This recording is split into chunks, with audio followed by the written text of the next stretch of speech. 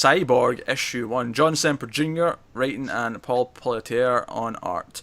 And Cyborg goes and listens to some jazz. Yeah. I'm down. I almost feel like you could have swapped the Rebirth issue and this issue, and it could have been fine.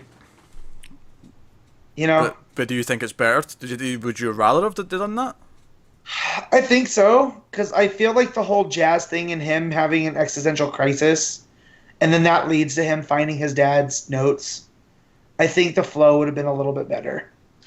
I think the intention is just the idea that, because obviously they recap the notes anyway, so it's like, if you didn't read the Rebirth, doesn't matter. You still get the existential crisis, and you still know about the whole potentially no soul thing. I don't know if I'd have swapped them. I feel like I did like this issue. I didn't love it, but I did like that. Again, it was it was for the most part, it was a downbeat issue. It was, you know, his friend from Star Labs, Sarah, tried to cheer him up because he's, you know, down in the grumps, and they go for ice cream, and that horrible kid says he doesn't have a heart, and I actually kind of like that because I work with kids, and kids say things like that, and they don't mean it. Oh, they're awful. Yeah. Yeah, and it hits you, you know. So. Yeah. No, I kind of like that. Hey, I joke about being racist to gingers, but really the only people that I'm racist towards are kids. They're awful. The worst. They're the pit of I humanity. still can't believe the kids I saw this week, whether they're fighting over which one, whether they're playing, you know, as kids do, and they're fighting over which one has to be Superman, because the other one, they both wanted to be Batman. Stupid kids. I know. Where was this? At work. They were just in the airport. They were just running around playing. And I was walking past and I heard them, and they were like, "No, you have to be Superman." I was like, well, "I don't want to be Superman. I want to be Batman." It's like, "Well, tough, I'm Batman." I would like, kick you that kid bunch of right in the dicks. wall.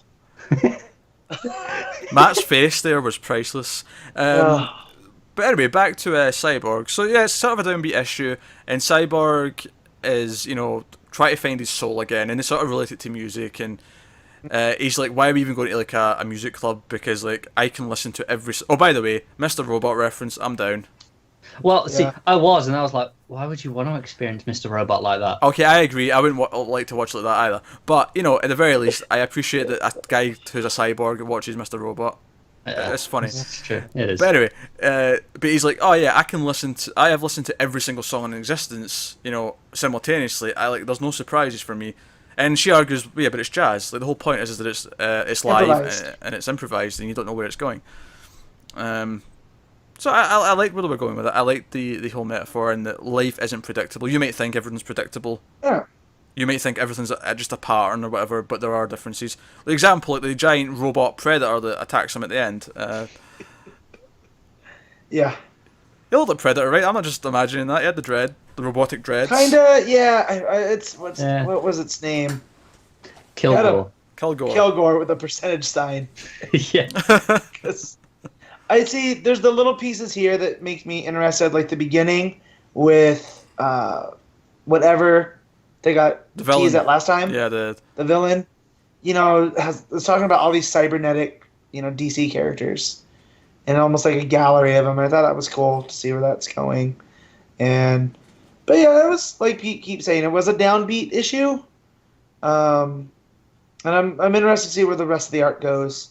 Yeah. But it ended with such a bang from where it was. It was like, what's the word I'm looking for? Like, took me by surprise, I guess. Yeah. See, I really like all the jazz, because it's like the whole rediscovering his humanity. I really want that to be the focus, not the big giant robot stuff. That doesn't interest me as much when this thing pops up. It's like, oh, okay, now we have to do some superheroing. Yeah. Well, see, I think that will be the focus, and I think the villain stuff will get more interesting, because I like that it is a team of cybernetic beings.